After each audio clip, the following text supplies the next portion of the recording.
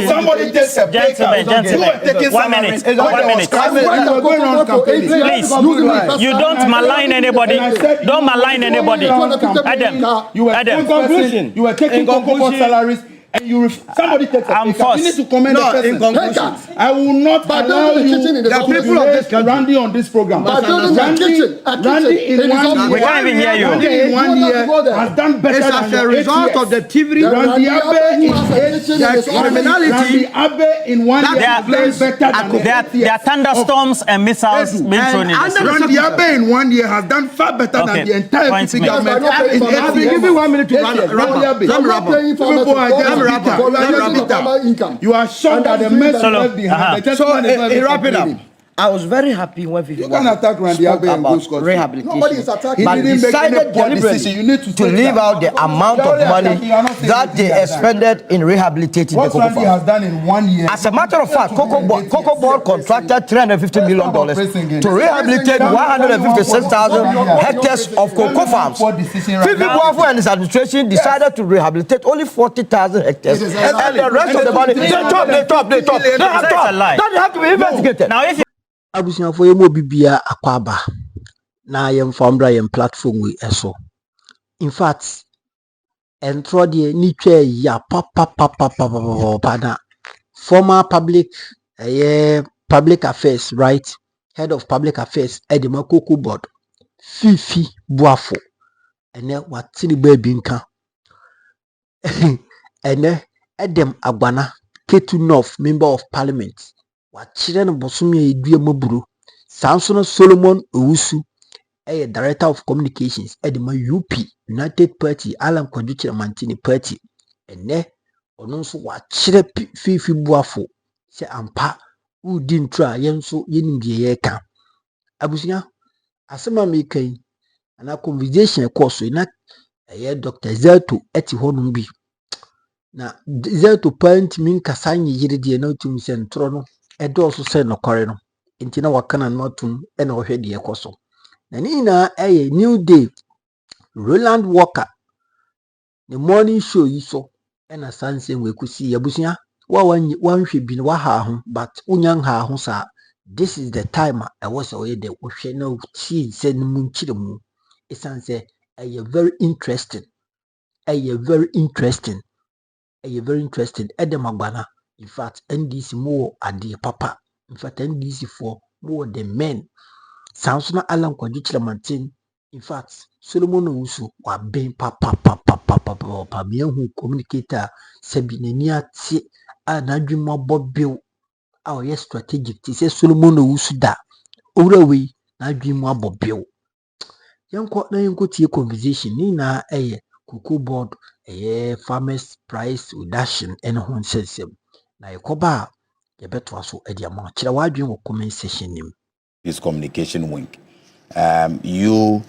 we are happy to welcome the NPP back on your platforms, but what we will not take is that in your decision to welcome back your former abusive partner, the party that said they were never going to come back, they were throwing your microphones away at press conferences, we will not allow you to, in your attempt to please them, try and give them an advantage over us. So we have 2 NPP reps on your platform. What it means is that if you give them 10 minutes each, you must give me 20 minutes. Because and give me well, so you can also fight for yours. Yes. But if you give them, if you give the NPP 20 minutes by giving each of them 10 minutes, each panelist is entitled to a number of minutes. No, but they are representing the same political party, and so if you give the 2 of them 10 minutes each, you must give me double of that. Why is this? And I will not compromise on that. Why is this a problem? It is a problem because I am not. You can bring 10, you can bring 20 NPP members. That is not a problem. But the problem here is that both of them are members of the NPP's communication team. Don't feel it. Dr. Zato is a well-known member of the NPP. He is a member of the communications team. He was a parliamentary aspirant in Sisala West, Sisala East. As we speak, he is actively campaigning to go back as a parliamentary candidate on the ticket of the NPP. My brother Fifi Boafo is safe. He's a very good friend of mine. He contested to be a parliamentary candidate. I think he was. I have never. I have never contested. Oh well, but you are a member of the NPP communications team. So you are a member of the NPP communications team. It is a problem because it is important for you to be fair to the two parties or to all parties. So why are you not Sisala is? I am not a member of the NPP communications team. That's a lie. But you're a member of the NPP. I am not a member of the NPP communications team. But you're a member of the NPP. Well, that's a lie. I'm not a member of the NPP communications team. That's a lie. Roland, let's assume that is a lie. The point is that both of them are members of the NPP. So if you give them 10 minutes each, you must give me 20 minutes. And I will not compromise on that. We need to establish that before we move on. Roland, I wish to say something. Okay. 30 seconds. I find it not right. The kind of instructions Edem sought to give you as the host of the program. And I'm saying this as a journalist and someone who has done this job. You are in charge of this show. You determine the rules of this show. So for a panelist to come on the show and say that we will not allow you to do that. Really? What capacity do you have? It's my time. Can I come in? To now determine the rules. Okay, so let him make for the host and the station. Yeah. Of course, if you have concerns, it is for you to raise the concerns, but it is not for you to detect what should happen. You do not own the station, you do not own the program, you are panelists like all of us, and it is for you to express concern, which is legitimate, but you don't determine the rules, and I think that you must respect the change. So Roland, with all due respect, I have also done media before. And as a panelist, I consider myself a key stakeholder in the success of the program. What I am demanding is only fairness, and I am demanding fairness. Yes, so I think that point must be made. And it is a point that it is not in any way trying to take control of the program away from you. But I am saying that if the NDC is here, and I am representing the NDC, Edem, can we move it means that, but we need to establish that point, and it must be made. That if you give them 20 minutes for the two of them, I am also entitled to the same 20 minutes because you are giving the party's representation. I'm not here because I am Edem Agbana. They are not here because they are individuals in their own right. We are here because my party sent me to represent them. And so if you give the NPP 20 minutes, you must give the NDC 20 minutes on your program. So just for point of clarity, yes, each individual is entitled to a time. It's not particularly apportioned. No, but we are then it means you are not being fair to the NDC. Why is it? Because after they abuse you, threw your microphones away, they are back. You want to show them so much love and give them undue advantage. So are you encouraging? Are you encouraging that other parties should also treat you this way? No, we are entitled to equal measure. I understand the reservations you have, but you've well established that. Exactly. And I'm saying that each member of the panel is entitled to equal time. And I am saying that if you do that, you are not being fair. You are not being fair to the party I represent. I understand. What your reservations are. Because the point is that, Roland, you know. Can you move ahead? Yeah, so Roland, you know, and I think the viewers deserve to know that Edem Agbana does not elect himself to be on New Day every Wednesday morning. Yeah. I am sent here by my political party. I am sent here as a member of the NDC. So if I come and I realize that you are not being fair to my party, I have every right to raise this issue and demand that if you give the NPP reps 20 minutes, give me 20 minutes. Right. So, Roland, no, you need to respond that you are giving me the 20 minutes or the equal time. No, then you are not being fair to my political party. What it means is that tomorrow, maybe Thursday or Friday, you should also be able to bring 2 NDC reps against 1 NPP rep, because we are. I understand the reservations you have, but I'm stating. I disagree with you that you will not give me the point, because if I have to rebut, I have to rebut both of them. You're not 20 minutes or a combined time of both. Roland, the issues around cocoa board and cocoa production and how we have handled this whole issue of purchasing of cocoa from our hard-working cocoa farmers who have significantly contributed to the economy of this country in many ways, is one that demands national focused discussion, a solution-driven conversation.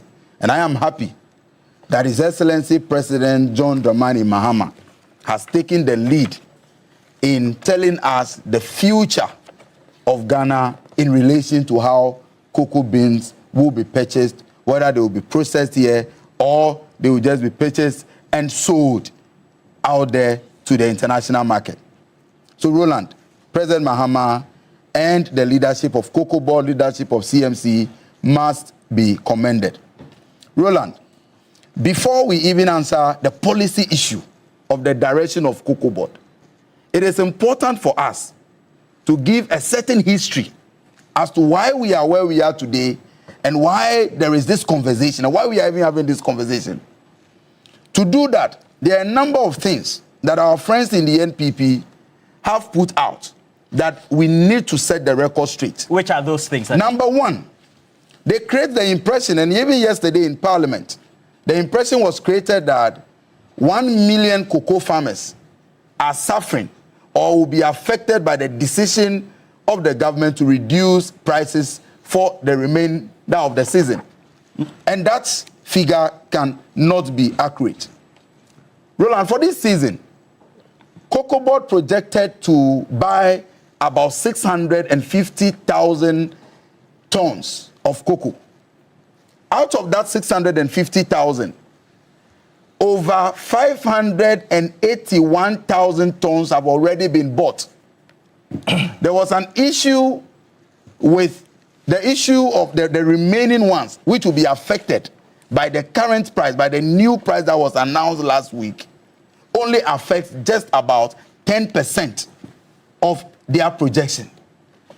People have made the argument that if it is indeed only 10%, why couldn't government, in an attempt to protect the farmer and give the farmer the real value, as in the price that we announced to them earlier, why couldn't government just take it up and decide to buy it at the old price because it's only 10%?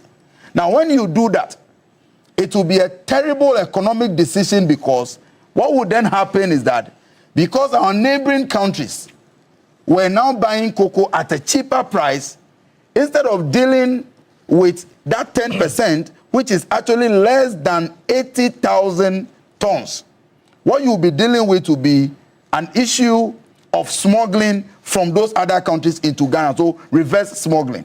Because in the past, Cocoa Board has faced the issue of smuggling, such that Togo, Cote d'Ivoire, and neighboring countries became destination for most of our cocoa beans that were produced. Indeed, in 2024-2025 season, the Volta region and Oti region contributed only 97 tons to the national figure in terms of the cocoa that they sold to Cocoa Board.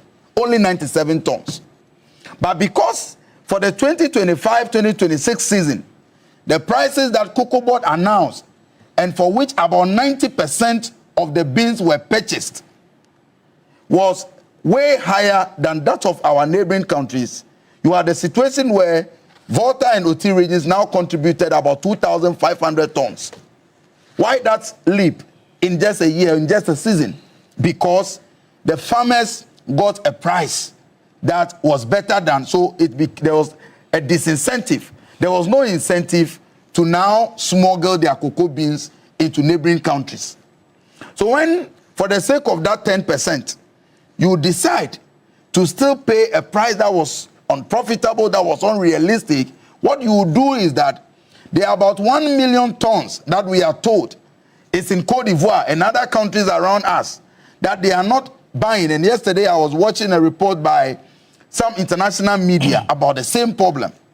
What will happen is that farmers around us will now be smuggling those cocoa beans into this country at the cost of the government of Ghana. And so government must engage in some innovative thinking, and that is what simply we have done. And so let it be on record that it's what we are doing. It only affects about 10% of the projected. The smuggling has been taking place because the farmers found it as a price incentive.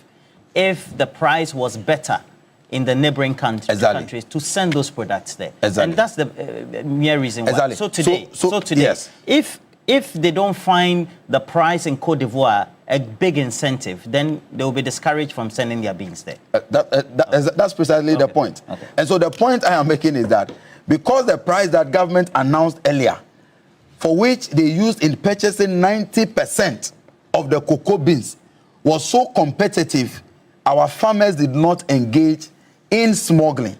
And that is why I'm giving you examples of Volta and Oti regions where cocoa produced and purchased by Cocoa Board in 2024-2025 season was 97 tons. But today, they are contributing well over 2,500 tons. It means they find the price competitive. Now, where we are today, we cannot continue to rely on the syndicated loan model in purchasing our cocoa beans. Why? Because clearly that system failed under the NPP. And I'm happy Fifi is here. In 2023-2024 season, the NPP government, Cocoa Board under the NPP government, took syndicated loans with the mind of supplying 800,000 tons of cocoa beans. 800,000 tons. They could not supply, or they fell short of their supply by over 333,000 tons. Because of that, these international financial institutions that gave us the syndicated loan lost confidence in us, and we could not have access to the syndicated loan any longer. What that meant was that we needed to come and devise. Yes, we needed to come and devise a strategy where we could purchase the cocoa from the farmers, sell it before. So there was this arrangement for 60-40. But that model has not worked for Ghana in many years, and that model cannot work. So what do? The excellent leadership of Dr. Randy Abe and his team, they decided that we have inherited mess. And if we have the time, we will go into the mess that the NPP government left at Cocoa Board. And I'm happy he's here. I will give him the facts. And he will speak to them. But he was there. I think you were there as well. Yes, he was there. He was in the office. And the mess. And we have all the facts, the mess that they left behind. Dr. Randy Abe decided that I'm not going to be complaining about the challenges I've inherited. Indeed, I have seen some NDC members go hard at Dr. Randy Abe, saying that when his colleagues were busy telling the public the challenges or the mess that they inherited, he was quiet, busy working. Because you see, what leaders do is not necessarily to complain about a challenge, but how you resolve it. So today, we have decided that as a forward-thinking government, as a visionary government, let's invest more in processing our cocoa beans. As I speak, Roland, we have the capacity of about 54,322 metric tons idle processing capacity by both WAMCO and the CPC. And when you look at these two institutions, government has 85% stake in CPC and about 40% stake in WAMCO. But because you are doing forward sales where you will go and take a syndicated loan against the cocoa that you'll be producing in the next season, you do not have the space to supply them with the raw materials for them to process so that you can go into the international market with an added value to your cocoa produce before you can sell. So this is what President Mahama, Cocoa Board, CPC, CMC, we have decided to solve. That we will not allow this old model that hasn't worked for us to continue. What we want to do is to invest in processing. And I am happy that government has taken the lead in that. Roland, it will get to a point where much or most of the cocoa beans that will be produced in Ghana will be processed here. We add value. And when you do that, we estimate that government of Ghana will generate at least 150 to 300% more or higher revenue because of the addition of value by processing our cocoa beans into powder, into liquor and others, and could be sold to chocolate factories. So, Roland, we met a problem, we met a mess. The records are there. What we are doing is how to resolve it and leave a legacy such that cocoa farmers, hard-working cocoa farmers, will get true value for their hard work and their sacrifices for this country. Fifi, what do you make of this narrative? Well, this narrative is one that is it's coming from someone who is not well briefed. Wow. And that's, yes, he's not well briefed. Okay. And I admit that he has not worked in the institution or the industry, and then his commentary will be based on the briefing he has received. Fantastic guy, he's my friend, but then he's speaking based on the briefing he has received. He talked about the fact that, well, it is left with about 70,000 metric tons, and that is not significant. So if the farmers are to lose that, it is not a big deal. Let me tell you that it's a real deal. They say it's 70,000. 70,000 metric tons. A ton constitutes 16 bags of cocoa. Bear in mind, every bag of cocoa, the farmer is losing up more than 1,000 Ghana cedis.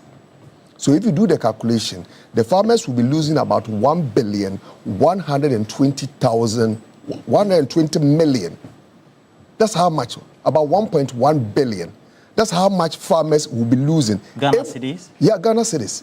If we are to say that we are reducing the farmer income by reducing about 1,000 Ghana cedis, and we are buying 70,000 metric tons extra, and is Edem telling us that farmers losing about 1.1 billion is not significant and it will not affect. And the farmers, some of them have even refused to even harvest the cocoa because the cocoa they've supplied since November to date has not been paid for.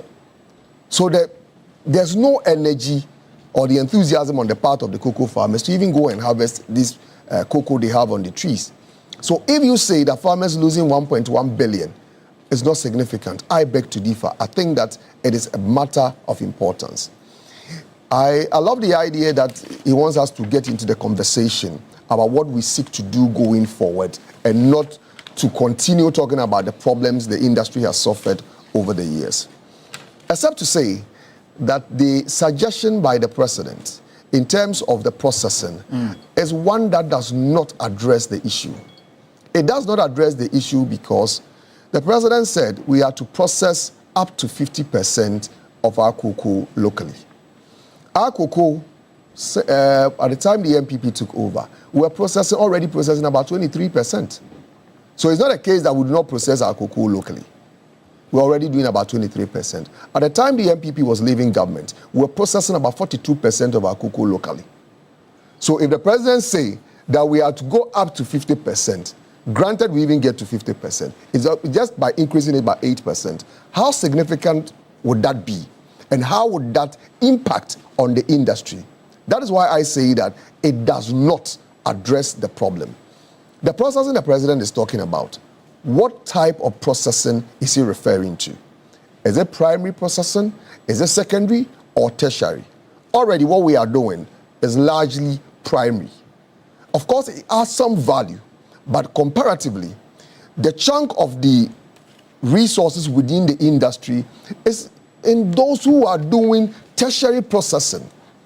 And in order for you to do tertiary processing, there are certain things you must do as a country before you can take advantage of the market. So, for example, if you export raw beans to the European market, there are some taxes you do not pay. But the moment you get to tertiary, you have to go pay some substantial taxes. Why that? Because most of the chocolate companies are already in Europe. They have set up factories. The consumption in those countries is huge. So if you want to now produce the chocolate here and export it to their market, which would therefore means that their companies will not be processing, it will affect jobs in those markets. It therefore means that they must, as a country, also put in place measures that would not make it will not incentivize you to do that locally. So the president, if genuinely he feels that is the way to go, it is not just to come and announce to us that, well, we'll take it to about 50% and it solve the problem. But don't you think that a policy intention is supposed to start with the announcement based on maybe backroom discussions that are, because we have key policy directives like WTO rules and then also in-country industry rules that they also undertake to hedge, like you did in States. So if you are to roll out a policy that will make a significant change, there must be clarity, there must be information, at least for people who understand the industry and other industry stakeholders to engage in some conversation around it, at least to add up to it, and then also where probably other stakeholders feel that, well, this may not be beneficial to us as a country, also point it out, because after all, it is at the drafting stage. I know the policy the president was referring to, it did not just come up overnight. It was under the NPP administration, we took a facility from the African Development Bank. Part of that facility was to use to amend the Cocoa Board law, and that process has started and they have continued. And which one? Adding value? No, so the entire Cocoa Board law, which was enacted in 1984, the feeling is that, well, there must be some changes, and then the law is being amended. So all these things you are talking about are things that form part of the new Cocoa Board law and the policy going forward, and that is what we are looking at. So it's not something new. At least I have fair knowledge of what is in this policy document we are looking at. There are other things, probably at the right time, we can have a conversation around it. But I'm only making the point that a president only says that we are going to do up to 50%. At the time, you're already at 42%. Then, how significant is that? Another important point we need... But if it's increased, it will be okay? Well, I think that 50% is not significant. And it is not even just doing 50% of primary processing, because the value you will find there is not that significant. It's good that you've been at Cocoa Board, but would you say that for an industry that has a capitalization of in excess of 100 billion, a producer country, actually the second of the two top producers, having a shift in paradigm of how they want the end product, the raw material, to be exported in that order is a good policy? You see, we are very passionate when it comes to how much we get as a country from cocoa revenue. But there are other things probably we also lose sight of. So, for example, if you take a bar of chocolate, the cocoa component sometimes about 14%, and sometimes less. So the 100 billion we talk about is not only coming from the cocoa. You have milk, you have sugar, you have other ingredients you find in the chocolate. So the fact that you produce the cocoa does not mean that you are entitled to the full amount. Of course, if it is 14% and we are getting about 3%, that is not good enough. And we must get more than that. The 100 billion you talk about, there are things like advertising, there are retail, and all that. The retail, what is the market size for Ghana? Are we able to take advantage of that? So, for example, per capita consumption in Ghana was 0.5 kilograms as of 2017. I remember with some work done, we've been able to increase it. We've been able to increase it by 100%. Increasing anything by 100% is significant. But the question is, how significant is it if you are doing just 1 kilogram per person, per capita? It is not significant. And we do not have the taste for chocolate products. And that is the very reason we must work on at least driving consumption locally. Then we can have a conversation about processing. The processing bit Edem did not talk about is also the fact that apart from CPC, which Cocoa Board is a majority shareholder, and WAMCO, we are a minority shareholder, all other companies are not companies that belong to the state. You have these multinationals owning these companies. Like Barry, Olam, Cargill, and Co. These are multinationals. They have their companies set up elsewhere. All that they are supposed to do here is to process it to make butter and cake and export it to the international companies for them to work on it. So if you say that, well, we are going to process it here, how is that going to benefit that? But most importantly, this whole conversation came up as a result of Cocoa Board's inability to pay the cocoa farmers for almost 4 months. And as a smart way of government trying to dilute the conversation, they brought up all manner of things so that at least we do not focus on why have you not paid the farmer, why are you not paying the cocoa farmer, or why have you even reduced the farmer's cost? So since we came here, we are talking about other things. Of course, that policy has been there. It has not become a matter for us to discuss. But the moment the farmer's payment became an issue, now we brought up that conversation and then we are diluting it. What we are discussing, Roland, is the fact that cocoa farmers who rely largely on the income from their cocoa farm, after producing the cocoa beans, going through all the dangerous moments in producing the cocoa, it has taken them almost 4 months. They've not been paid. Why have they not been paid? They have not been paid because Cocoa Board now says that if I sell the cocoa you've given me, I'm going to lose. So I am not going to sell the cocoa. And that is the problem. They talk about the fact that, well, that we inherited problems, there were these issues. This has nothing to do with the problems you inherited. Because what you need to note is the fact that the problems they claim they inherited, we can discuss that. But last year, were the problems not present? Did they not pay cocoa farmers last year? Did they reduce how much they were paying the cocoa farmer last year? No, that did not happen. It therefore means that something has changed this time round, and that is why the cocoa farmers are not getting paid, and that is why the cocoa farmers have not been paid for about 4 months, and even their income has been reduced. Now, Cocoa Board says, don't worry, we have reduced the chief executive salary by 20%, so you should be fine. But the farmer's salary has been reduced, or the farmer's income has been reduced to about almost 30%. And the chief executive says he has reduced the salary by 20%. So farmers should just keep quiet and be happy, because after all, I've done you a favor. It does not solve the problem. If they had done the right thing by selling when the market price was high, we would not be here, and the problem will not now come for us to discuss, and we'd rather dilute the conversation by talking about other things. So Fifi says that this one was late in coming. It's an afterthought, post facto, trying to say that we want to put value. What do you say? Thank you very much. Putting value is always good.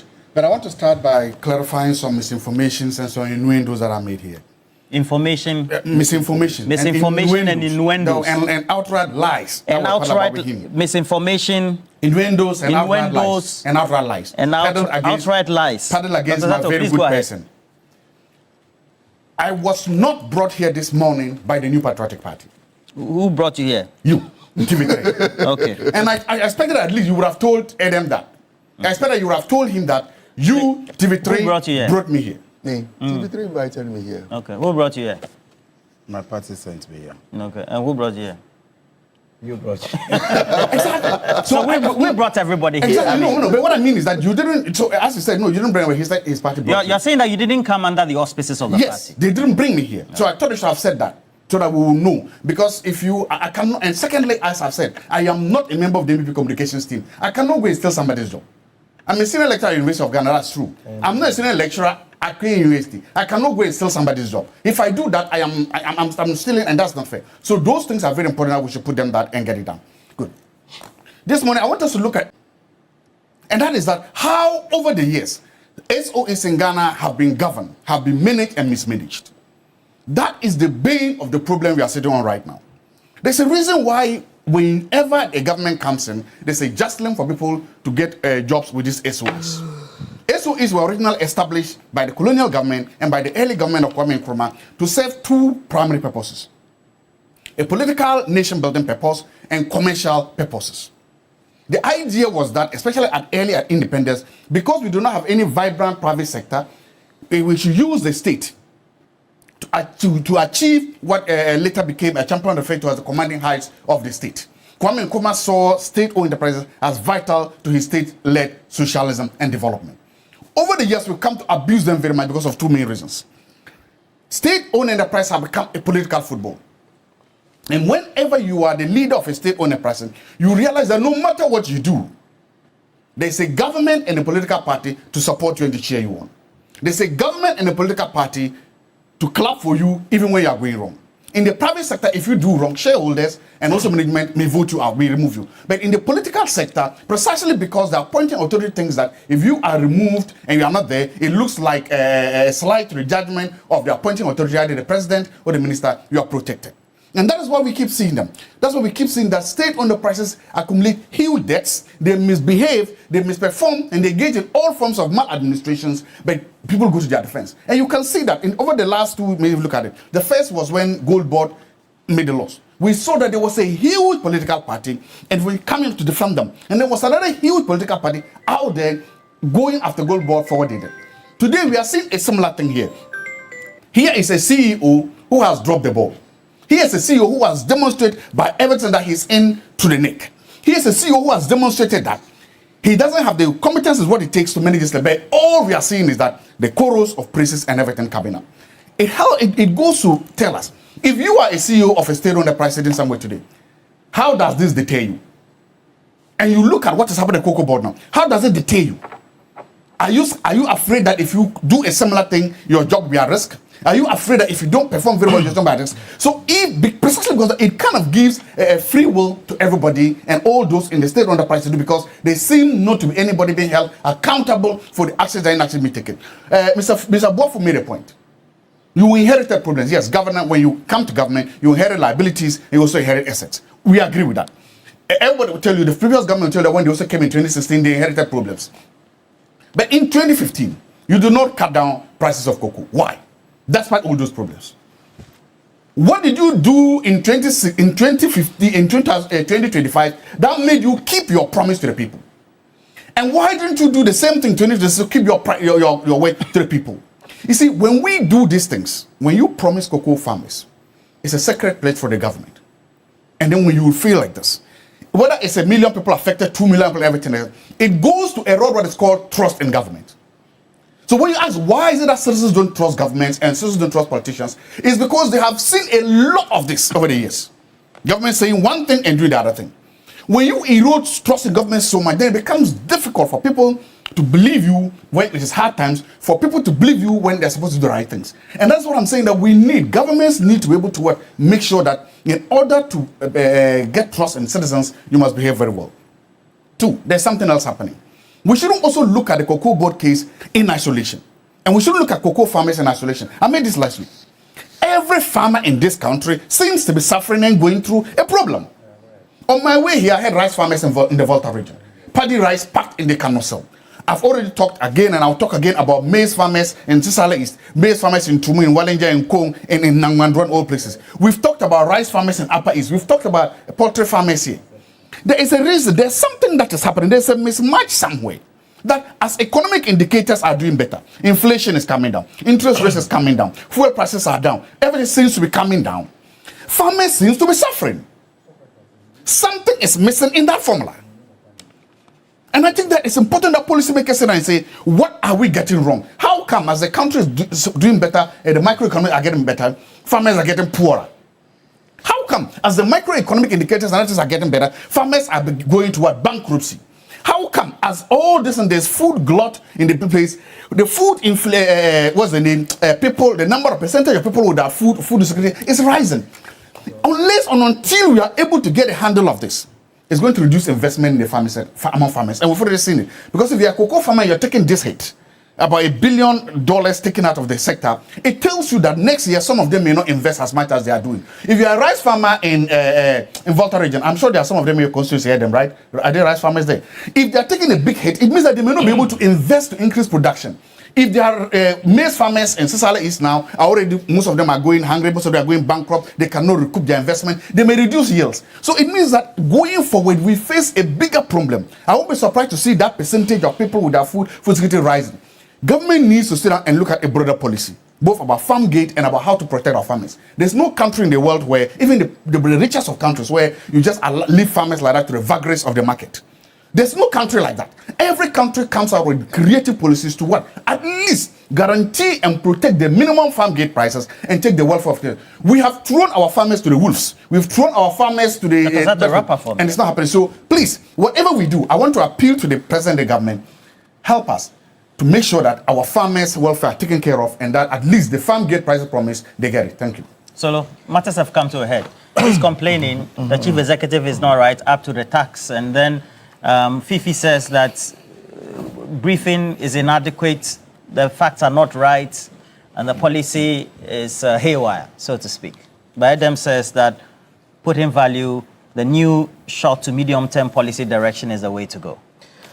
Roland, it's very beautiful. I now understand why Cocoa Board has a problem and that we need a monumental shift. Why? Because listening to Zato, listening to my brother Fifi, I believe Fifi Boafo and his management have to be barred from speaking on the Cocoa Board matter. They have to be barred? He worked under Joseph Eidu. I've had interaction with Fifi at the time. I think they must be barred. Why? Very simple. You mean hypothetically? Hypothetically. Okay. Very simple. You see, it remains a fact which has not been denied by their administration that when they took over Cocoa Board had a positive equity of 1.8 billion. Now, in simple terms, if government decided in 2017 to sell all the assets of Cocoa Board as against its liability, Ghana would have made 1.8 billion. Are you getting the drift? Fast forward to 2024, 2025, when they left power, they left a negative equity of almost 4 billion. What's your point with that? What it meant is that, or what it means is that, if you were to sell Cocoa Board in 2025, Ghana will have to go and look for a loan of 4 billion to pay back. So they have come to mismanage the sector and now professing solutions for today. I don't get it.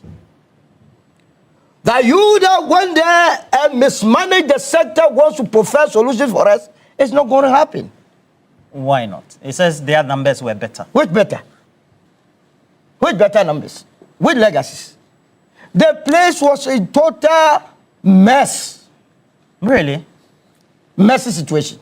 But you see, we cannot fast forward these discussions until this administration begins to be serious.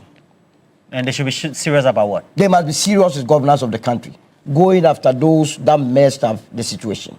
You see, there are a lot of institutions, they think we are forgotten. They think it's normal. ECG. We went to NLA, the lottery, another mess. We spoke of it, hey, small. They went to sleep because the Ghanaian is no more talking about it, so they have gotten away with it. You go to the scholarship secretariat and nothing is happening. People think that it's normal. Now people are beginning to take this country for a ransom. They see the country as being their property, and they have forced you and I and our offspring to believe that poverty is part of our lives. So what's that got to do with Cocoa? What I'm saying is that what's that got to do with Cocoa? Cocoa Board that is supposed to be generating income and contributing immensely to the consolidated fund is now becoming a white elephant. Just go and buy cocoa beans and go and sell, it is bringing debt. You need money. And then you have to make considerations for the world. Look, price. The solutions that were proffered by this administration, they lifted it from a great transformational plan. I've showed it one time.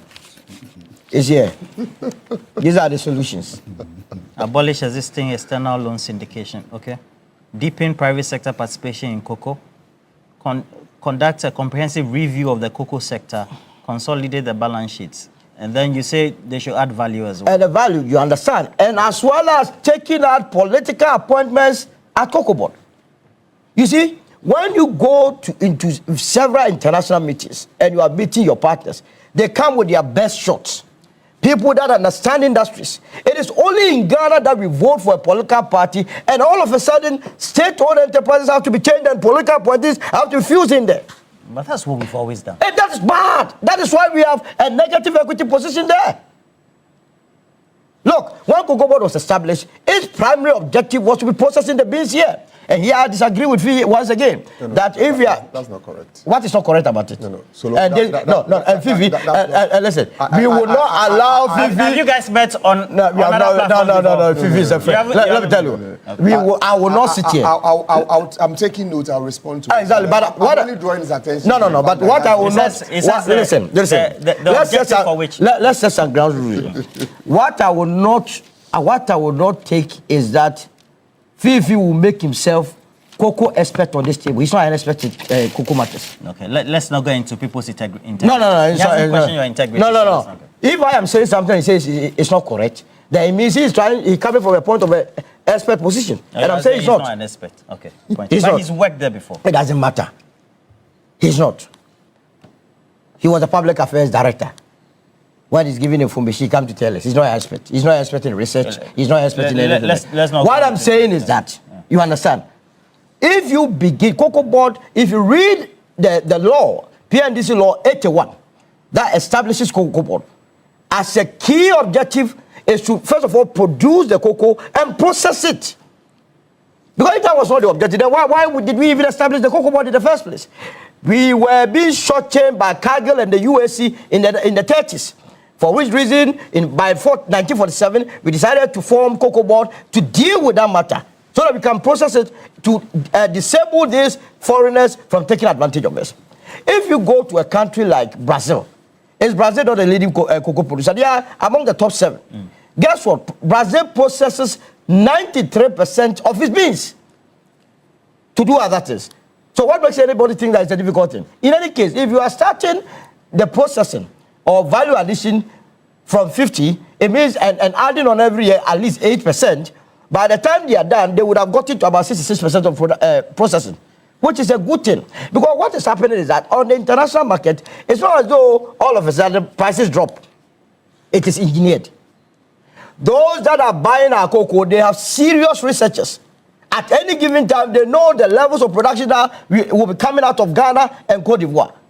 It's demand and supply situation. If I know that, look, these people are producing, all that I need to do is to stop buying. Then demand would exceed, supply would exceed demand, and therefore you reduce prices. So the value addition that has been proposed by this administration is a good thing. The second thing is the syndicated loans. It must never have crossed our minds in the first place that we buy cocoa with cedis, yet we go for $1 every year because of top. We go and take dollar loan to come and buy cedi-denominated product. Well, first, we don't have the money, so that's why. Which money? We started doing this syndication in the 90s. Before 90s, how were we buying our cocoa? How were we buying our cocoa? Lazy attitude, it puts that there. So before we even harvest our cocoa, we have sold about 70% of the cocoa. Whether or not the prices will go up or down, we have sold it. And if you do that, what quantity or percentage is going to be left for you to give to your local industries? That is what was hurting the market. Again, when we did regulation in the petroleum sector, you should have followed it with the cocoa sector. Because these are all international products. You can't give what you don't have. If the commodity is being sold on the international market at 3,000, why would you give 4,000? So that the solutions that I've heard from our brothers is that, look, they must go and borrow to restore prices. Is that how you manage? Yeah, because the minority, I believe it's... And that is how come... They said that... You have to go and borrow. To come and stabilize prices. That's how come you have that negative equity there. Well, they said the objective, you protect farmers. Protect who? The farmer needs roads. The farmer needs hospitals. The farmer needs schools. These monies that we would go and borrow to come and shore them up would lead to we deny them the very infrastructure that they are looking for. So you put in place a pricing mechanism, which is also one of the suggestions that they have proposed, which I believe that they must carry it through. It's a very good thing. Okay. You understand? Now, the pricing today. Today they are paying, 2,587. You see, sometimes we would not, and that is why the UP is there. UP wants to take away this politics of Jandam. Well, what is Jandam if it is what black is Jandam about this narrative? We will win election. They said it was at a certain price. You reduce it to... In 2023, in 2023, this morning I checked the international world market price of cocoa. It is now around $3,700 dollars per ton. If you work the mathematics, you are supposed to give the farmer, if you are doing 70%, around 2,600 or so. You understand? Which is around the same figure that these people are giving. In 2023, cocoa bought at the same rate. How much were they paying? At the same price of $3,700, how much were they paying? They were paying 1,308 cedis per bag. 2000 what? 2003, 2023. So if yesterday you saw the need that at price of $3,700, you'll be paying a bag of cocoa at 1,308, and today is the same price, and someone is paying 2,587, then you must rather be seeing something positive. But are you saying this price is better than the old one? Of course. Which one? In terms of purchasing power and things like that? No, I'm only comparing 2 years with a similar. In fact, during their time, 3,700, the cedi to the dollar was around 11.5. And it's hovering around, they said today is around 11. So we are doing almost the same calculations. But what I'm saying is that under no circumstance must government go and borrow to come and pay for farmers when prices on the international market drops. It weakens the economy. It destroys the economy. Really? Absolutely. Not protect farmers? Farmer? You protect farmer? Or a key commodity like cocoa? No, it's not a key commodity. How many, like they were saying, how many people take cocoa in this country? We are only serving the international market. We will eat banku fufu. Why are we not talking about the revenue? So you protect the producers, of the commodity that give you that revenue. In its entirety, cocoa does not give us on the annual basis more than $2 billion. Are you aware of that?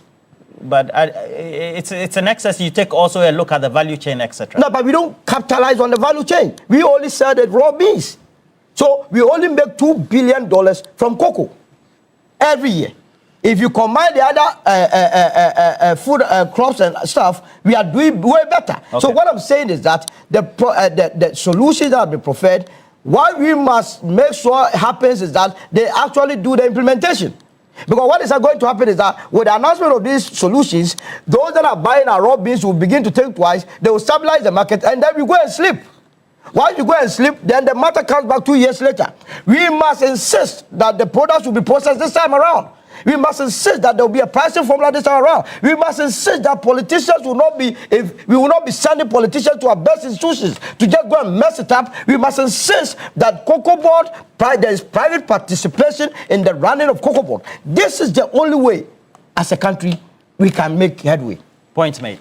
There's a substantive issue, and I saw a Reuters news feature that also gave an indication that the market in Cote d'Ivoire is not doing any better. And the farmers are even now, if you take a look at that story, now taking their cocoa bags and not selling even to the intermediaries and taking it back to their warehouses.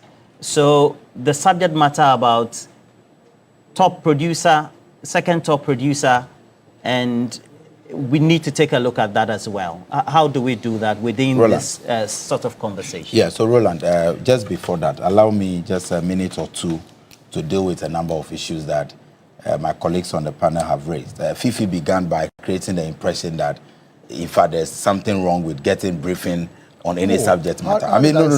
That's the impression you gave. You created said I wasn't brief. I haven't worked in the office. Fifi, when you were speaking, so now you are saying that the information I have. I take the greatest exception to the comments that just be made by my brother Fifi. What did he say? That NPP are free money. I mean, why? How can you say that? Have you not left the NPP? So let me finish. No, but we discussing. Okay, I want to use my time. So Roland, please, gentlemen. Roland, indeed, there is nothing wrong in getting briefing on a matter that is critical to Ghana's economy. As a member of parliament, there is nothing wrong. Why? Yesterday we discussed cocoa in parliament. The Honorable Afenyo Markin, who read the first statement on happiness in cocoa. Is he a cocoa farmer? Has he worked at Cocoa Board? But he led the discussions. Because these are critical issues. And so there is nothing wrong in even getting briefing. But again, Fifi created the impression that I stated that the 1.1 billion that will be lost, or the 10% is insignificant. I never said that. What I have succeeded in doing this morning on your show is to correct the impression that they were leading. And I've heard him on other sister stations. They created the impression as though the reduction in the price affects all the 650,000 tons. And that is wrong. Projected for They're projected. And I'm saying that. But I said, remember what I said, that Solo can bear me out. I said that they created an impression. They created the impression as though this price reduction affected all the 650,000 tons. Roland, but that is not correct. Like I said, it applies to only about 10% of the projected quantity that Cocoa Board wanted to buy. The second thing is that I've heard them make all sorts of arguments about the fact that they did not leave a mess or what have you. Roland, we have never said anywhere that the mess they left behind is the reason why there is a reduction in price. Like you've asked, there is a general issue of price. In fact, for the first time in so many years, we have had such a sharp fall in the global prices of cocoa, to the extent that all the producing countries, Ghana, the Côte d'Ivoire, and many others, are struggling with sales because of the challenge at the global market. However, it is also important for us to say, and I'll repeat this, that if we need lessons on how to manage Cocoa Board, it certainly cannot come from Fifi and his former boss and the NPP. Why not? They mismanaged Cocoa Board, led it recklessly, and ran the Cocoa Board down. Roland, what correlation has it got to do with farmers not being paid? Let me give you a picture of what the NDC inherited. I am saying that we sympathize with those farmers who are in possession of the 10% of the beans that will be bought at a cheaper price now or at a reduced price. And who haven't been paid yet or who are affected by this? No, those whose beans were bought but have not been paid at the old price will be paid with the old price. It is those whose beans are yet to be bought, which, like I'm saying, is less than even 10%. That the new price affects. And that is the point that I want to make. But like I'm saying, if there is anyone in this country that should give us lessons on how to relate with farmers, especially cocoa farmers, it certainly cannot be Fifi nor the NPP, because they failed. Let me give you a picture of what they left behind, Roland. They left behind a debt of 32.91 billion at Cocoa Board. That's the debt that they left behind. The highest in the I thought we moved past this, because this was part of the initial commencement. You see, it is not about whether it was part of the initial comment. When those who created the mess, those who recklessly managed Cocoa Board, created a problem at Cocoa Board today, the highest debt that was left was under the NPP when Fifi and Co were in the office of the Cocoa Board Chief Executive Officer. 32.9 billion.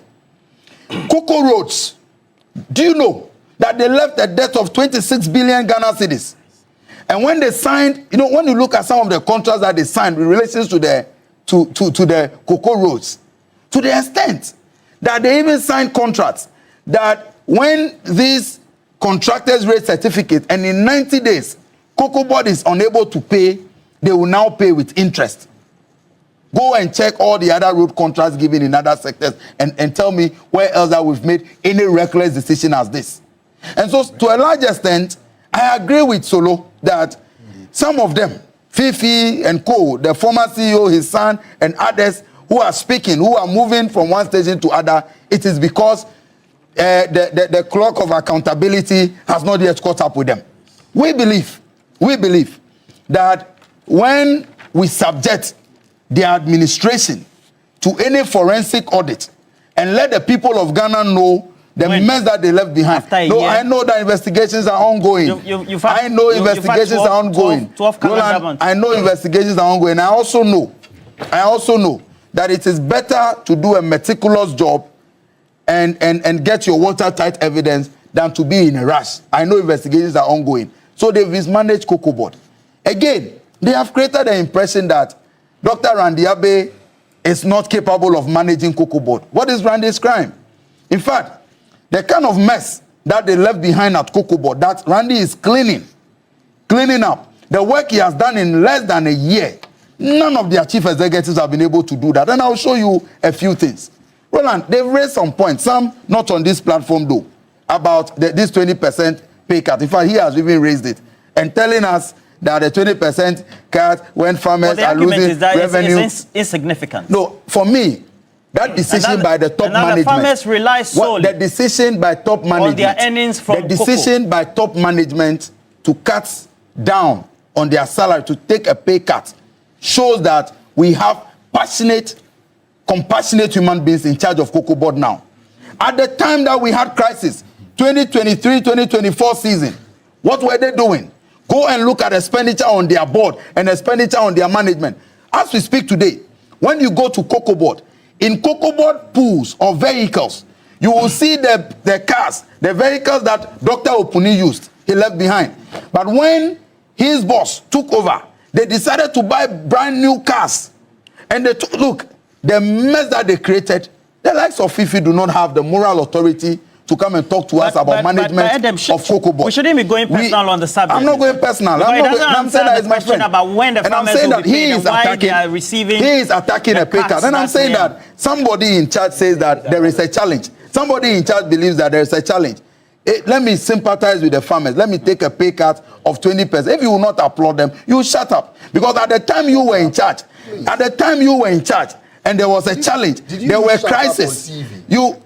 Well, the shut up is not. If you find that offensive, I withdraw. But I'm saying that if you find that offensive, I withdraw. Don't worry, we'll get to the issues. I'm saying that.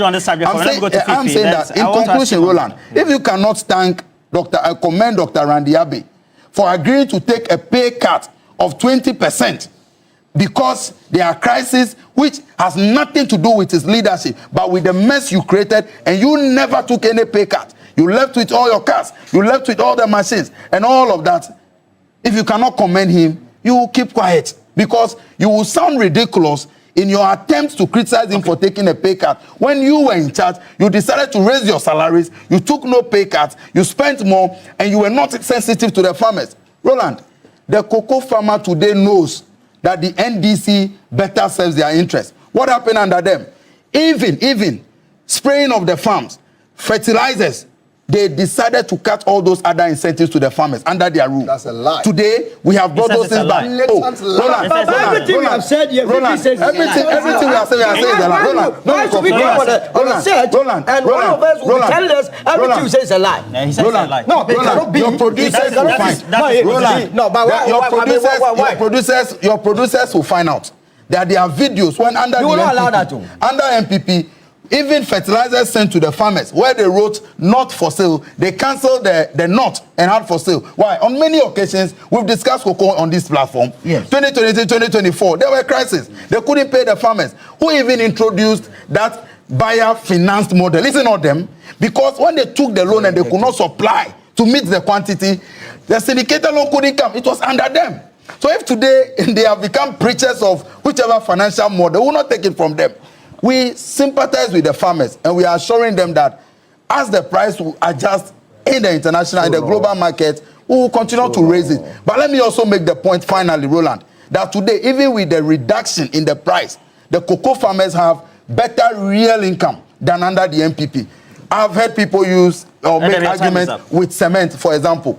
Today, if you are a cocoa farmer, you are able to buy 32 bags of cement with just one bag of this. Under them, they were buying only 25, 26. If you can do that in 5 minutes, I'll be happy. Well, he said a lot. According to the NDC MP, it is better to take 2,500 than 3,100. Well noted. I have also noted. That's not how I said it. I have also noted the seeming attacks to create the impression that, well, if you do not act as though you know everything about cocoa, you are cocoa expert or not. I've spent 8 years of my life working at Cocoa Board. I did not go to Cocoa Board to sleep.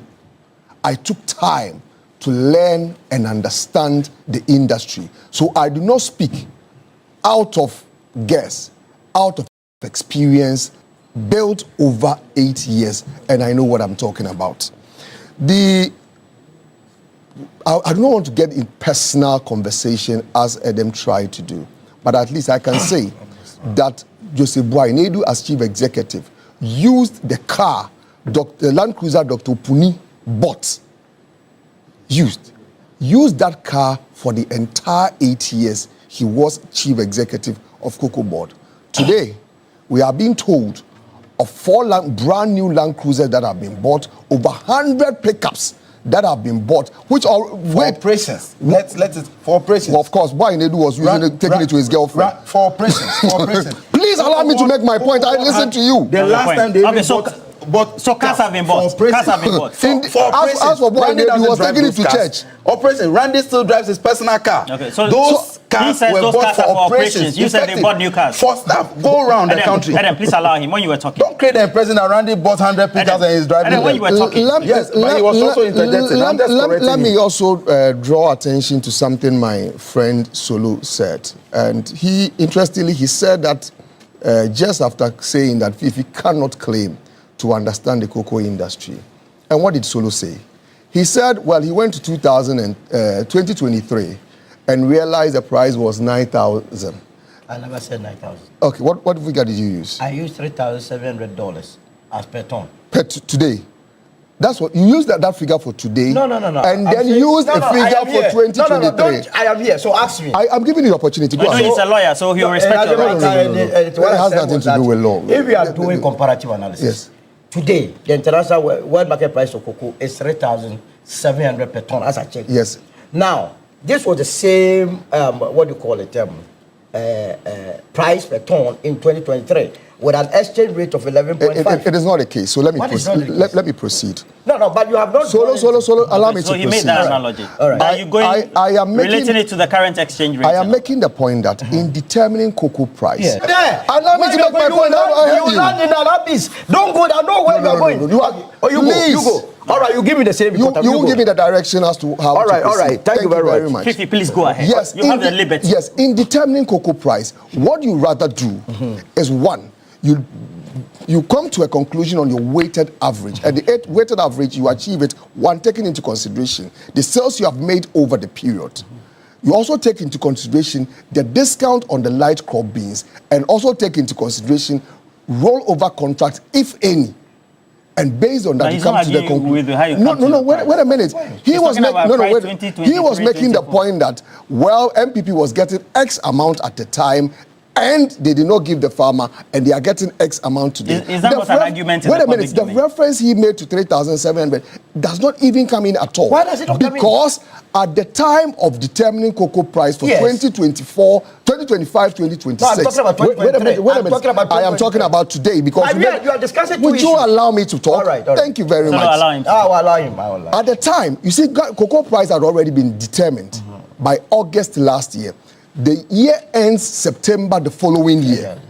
At the time of determining the price, managers of Cocoa Board and the committee chaired by the finance minister, which is the producer price review committee, came and told us that they've done the assessment, they've done the weighted average, and the average price they will realize was 7,200. 7,200 Ghana cedi. Dollars per ton. Yes. Based on that, they were giving the cocoa farmer $5,040 as the price they were offering to the cocoa farmer. Which amounts to what percentage? So, please, you are not leading me. Allow me to make the point. Take notes. Right. Thank you very much. After telling us that they were going to make 7,200, today they come back and say that, well, we said 7,200, but it's not 7,200, it's now 4,000. How did they arrive at that figure? Because by the time you determine your weighted average, it is based on the sales you have made and the projections you've done on the market. So by just coming to say that, well, I said 7,200, it's no more 7,200, it's 4,100. How did you arrive at the 4,100? Substantively. Because, you know what, this whole conversation about why we are here is as a result of the fact that they failed to take advantage of the market. It's not true. That's not true. That's not true. We will not listen. Please. Make your point. Make your notes. You want me to interrupt you? When you do. No, gentlemen. You said please.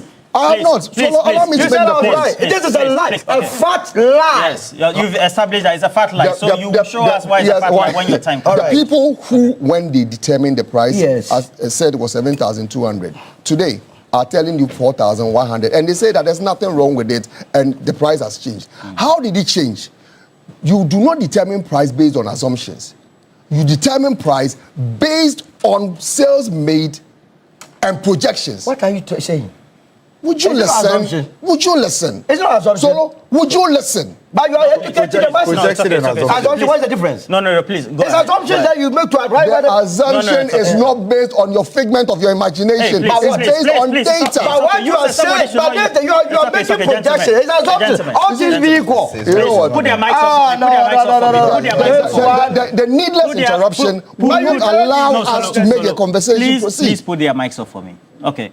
Solo. But you must. No, please. Right. Let Fifi go. I promise. I will even come in. Fifi, this is your point. Wrap it up in 30 seconds, and then I'll ask a question. I cannot wrap it up in 30 seconds because there are a lot of things that have been said. Yeah, because of the time. And there's the need for me to also correct them. And unfortunately, they will not even allow me to proceed. Thank you. So anyone who says that the farmer must be paid based on 4,100 is not being honest with the cocoa farmer. And they are telling us that, well, they even took advantage of the market. If you took advantage of the market and you told us we're going to realize 7,200, why are you now offering 4,100? If you took advantage of the market and you sold at the right time, why are you now saying that your FOB price should be 4,100, not the 7,200 you promised the cocoa farmer? And this whole conversation is about the farmer. You made promises to the farmer that I shall pay you 5,040. It is a guaranteed minimum price to the cocoa farmer. So the farmer proceeds to make investment based on that figure. They will contract laborers to work on the farm. They will buy fertilizers based on that. They will buy fungicides, among other things, on the promise from government. Halfway, and it is the first time in the history of the cocoa industry where cocoa farmer price... How many farmers are affected with this new price trend? All cocoa farmers. And that is one thing, Edem. Because I'm asking because of what he said. Because he says that he says that they had projected in excess of 600,000, yes, and that 580,000 plus of the beans by way of the bags or the tonnage had been taken from the farmers. Roland. And so when it comes to the minor season or the end season, at the end of the day, the farmers that will be affected by this new price, he claims. It's not selected farmers, unless the person is not addressing his mind to how cocoa is harvested. The farmer who harvested August last year will still harvest today.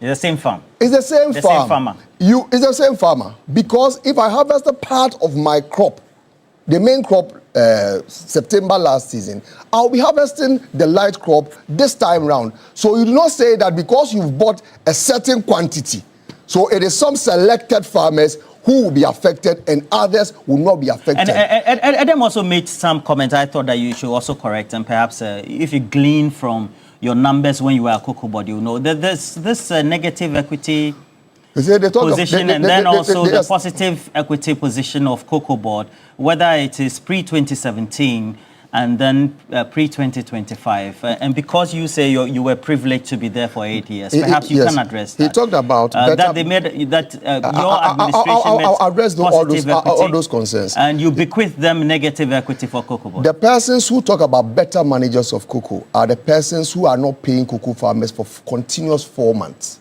The persons who claim to be better managers of cocoa are the people who, for the first time in the history of the cocoa industry, are reducing how much the cocoa farmer is supposed to get by selling the cocoa. And they claim these are the better managers of the cocoa industry.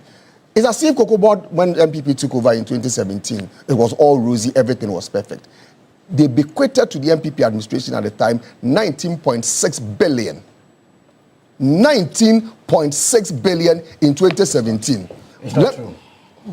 I have the financial statement. Yeah, we all have. We have the financial statement. So let me proceed. It's not true. Yeah. 19. He said he wants to proceed. He was there for 8 years. You were not there. Well, can I give you and I were not there. You know, can I give you an information? No. Would you allow me? Would you allow me? You've been allowed. Apart from, I can prove the 32 billion. Apart from that, 32.9 billion. apart from that, financial statement is there. Our financial statement is there. Apart from that, No, but are you letting him proceed on the fact that he has you know what? There was a reason why when Edem came here, He was acting as though he owns the show and he determines how the show is run. No. Forget that. But then you are a backing vocalist to Edem. Yes, you are a backing vocalist to Edem. I am supposed to be I'm supposed to be you are a backing vocalist. You are singing from the same Igbo. To come and battle for you are singing from the same Igbo. In 2017, would you listen? I listen to you. The point we are making. Would you kindly? What you want to run away? When the NPP took over in 2017, the NDC administration then had procured 1.8 billion, and the 1.8 billion was to finance the cocoa industry for. If you want this further information on this, then probably you need more time. Yes. 1.8 billion.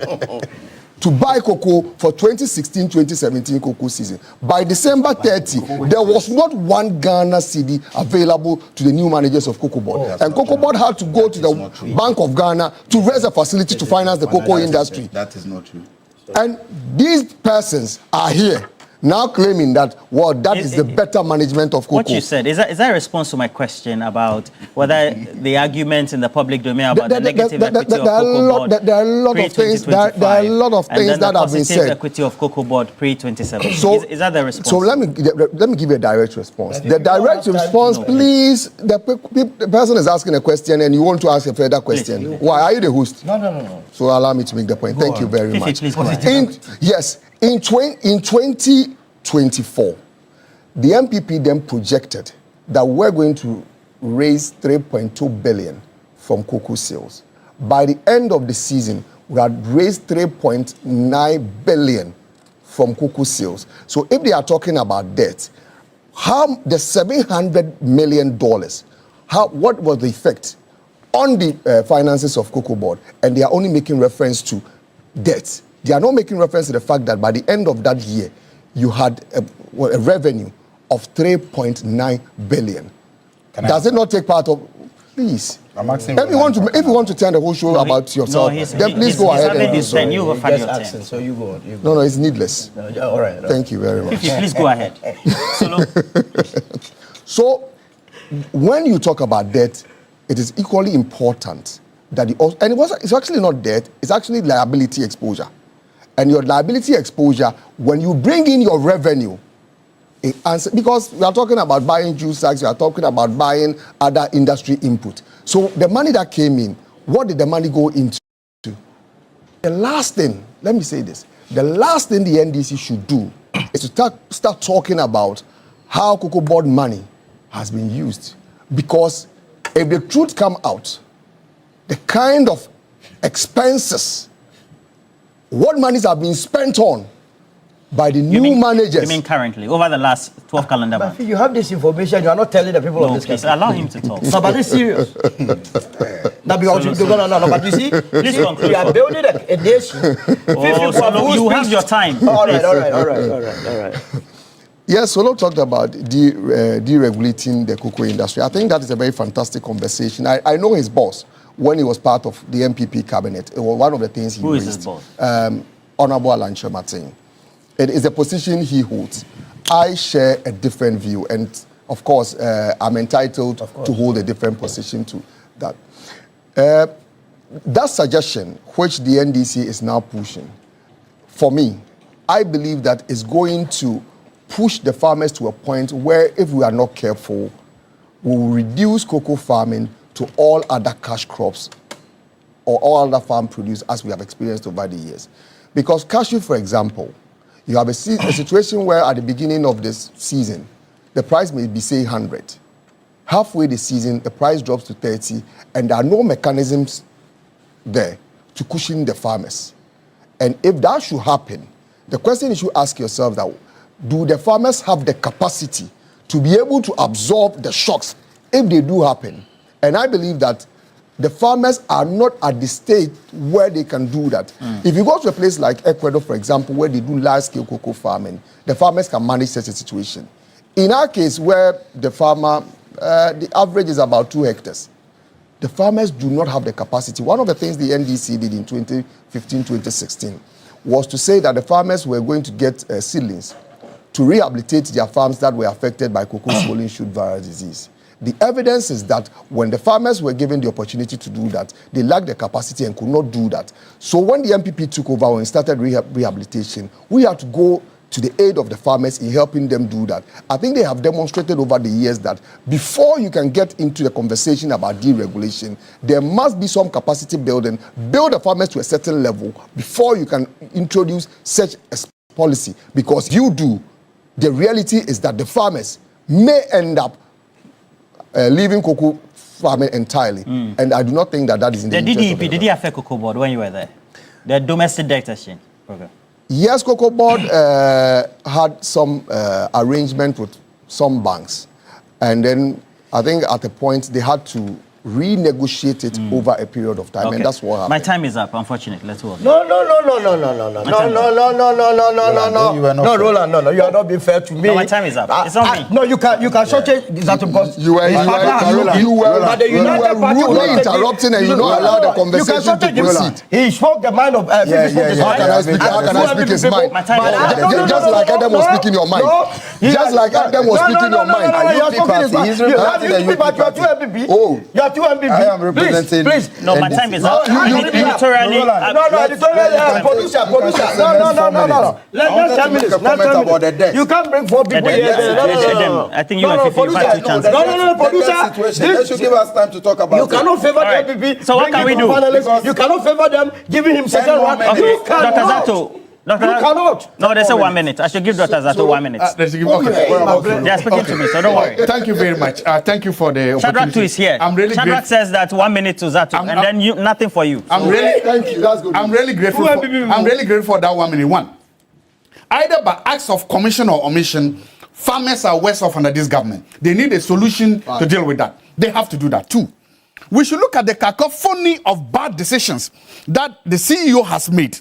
And then we come to realize that if you look at them, from the price they set, last year, from the fact that for 4 months you've not paid the report, and then all of a sudden you will see the poor decisions he has made, and then you realize that celebrating today is a celebration of what? Mediocrity.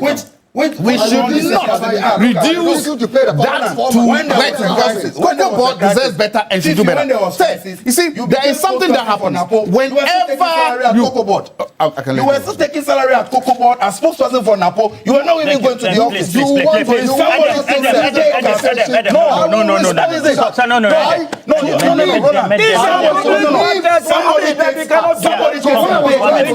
Somebody takes a pay cut. 1 minute. Please, you don't malign anybody.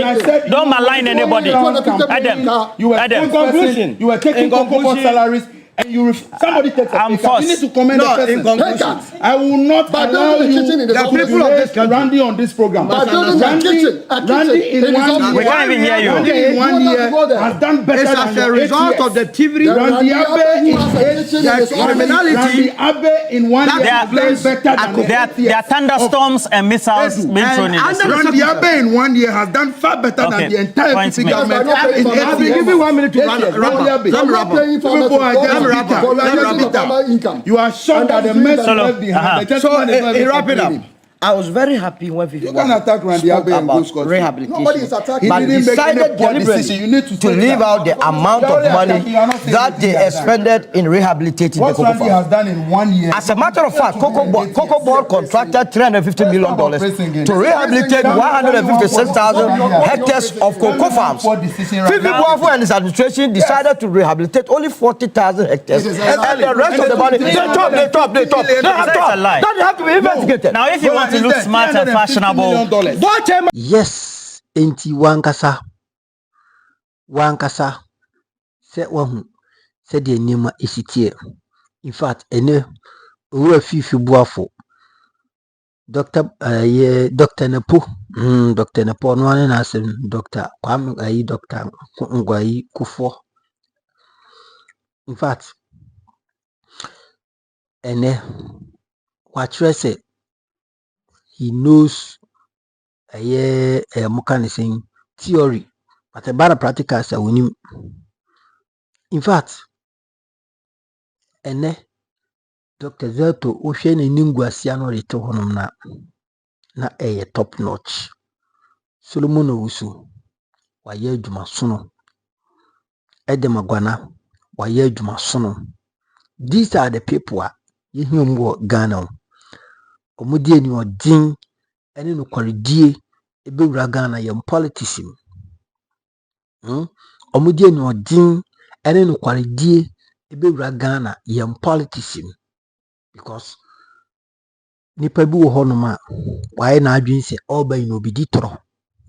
Obidi entro. NPP for so de enka since when enamo yeka Ghana development yeka cocoa board issues amomode manutum. Because mo say Ghana bibia.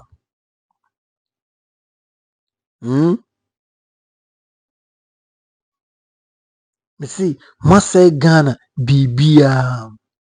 You have destroyed everything in this country. Every sector of the economy. Say no.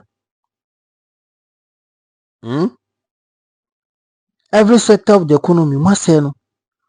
Inti ene tenka ye kan omuka say cocoa board hun say sema. You people are the last person. You are the last people to talk about it. You are the last people to talk about it. You get what I mean? But then muna majejinum muna mu kremu se mu do Ghana kuafo.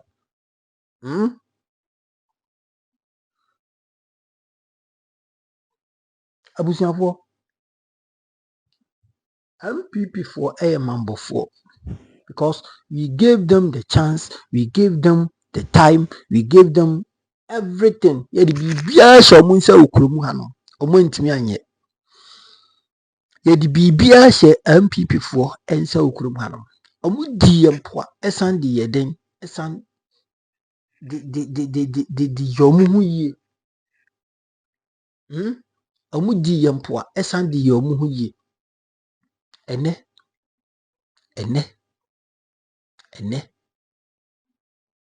omutimi tena TV so, radio so, and make baseless analysis. On se Fifi Boafo to no ntimi nkasa. Panyini pa udi ntoro. Onya akwara o, but because of politics intino, Edem Agbana ekase nnim te sa akwara ketwa. Only politics and an opportunity will be. Only politics and an opportunity will be. Panyini dintro no be hwene ni makache say hey de wo kan wo dintro. And your politics are forget what kind of baby on because umbuade. Only Ghana politics and obitima hiding any opportunity way. And to don't destroy it. Make sure you utilize it. It kudos to Edem Agbana. In fact, what chese or party in hodo, what chese or Ghana hodo, what chese or kuafo at heart. Now more NDC for bar or mobile just when you pay. They are far better than MPP in 8 years. So what are you trying to talk about? On said the Dr. Zelto Ampa or two on a wide or check conversation. One team who say I demo and koye but on the katakata ebe kasebi. Dr. Zelto or no ampa himself sema and the air causeway. On one and Nikasa and ye esan say a no quality trudo and Edem Agbana ni Solomon Owusu or my gange apa or mo day or mo titi Fifi Boafo. Because Fifi Boafo and some of our better on making no quarry back will say any analogy no use or quan over Bissinichi or quan over Bissinichi and some no can or no him saying seven no any Zimbia was all can public domain. You get what I mean? And the MPP dear me medical catch you say MPP for you nipa binoma anyone say yeti obuase mukrumu ha enka obi a wo di wali di obi into gata there obi fufure start that same journey. Are you the one to advise? Aya Ghana nko a saa de hifa ni bisi MPP for abet na kuruma 8 years amontimi anyem adwuma yie. Montimi anyem adwuma yie. I'm saying montimi anyem adwuma yie.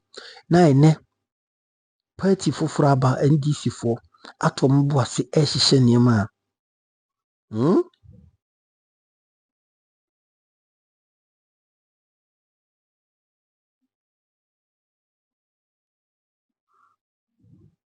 okay.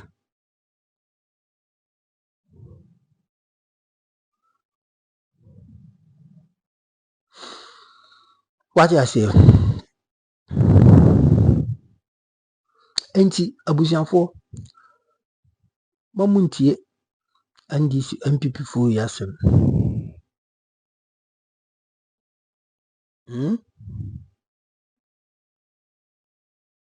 Mamuntie NPP fo yasem. Since NPP fo yi omunya de papa bia de magana.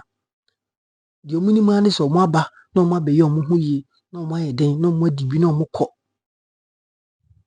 Apart from that, omunya de papa bia de magana bio. So mo ba na mo be pa aduane bi edi na mo fura hihye na mo nkrofo ho aye yi sitam. Say omo to position omo ho keka omo papa, I'm telling you. Omo to position omo ho keka omo because sika omo paki na no aka akra ebinum di asa ebi nso di aka akra bi na asa eto mo anya quick na mo mfa katakata nwurum na 2028 ebi Ghana fo ya adwin sabi eni ho nti ya sesa ye di akoto amamo a ombeda kom eno ho tactics eno mo bono na Ghana fo nso de enye galibo Ghana fo adwin ni fom Ghana fo ahu de ekoso ewo NDC abanwebo. There is no way MPP will come 2028 even when 2032 krano Ghana fo nyoma adwin MPP for beba enti moto hono ma make my adwin straight so position e de wo betna because NDC fought in opposition 8 years and then they have learned their lessons and they are doing things well. So can you cocoa board issues we happen with international market and then now so free more MPP for and can aban we and community me blame aban we da ade ba ko pare be blame no electricity bills but no so kra no esen free MPP for we no nti so ntimi mo ade ba ko pa o kan MPP for didn't attach to it because they were what the caretakers of it, they couldn't take care of it. It in some day we cram it some but no question is MPP can never lead this country because one can say party and kasana there is potholes and there are potholes in the party they need to fix it. Omwatiti obisi the base obisi akana ipe obisi one ene itikudum di we party Owusu digan eni ntumi mo abọ mo na no mehwe the base bus si ho no kan de Japan picture bon se baya isi the base ne the base ampa abusunya kira wadwi wo comment section MPP for the udi omochi a obi we still terminal yakopon shira makra bye bye.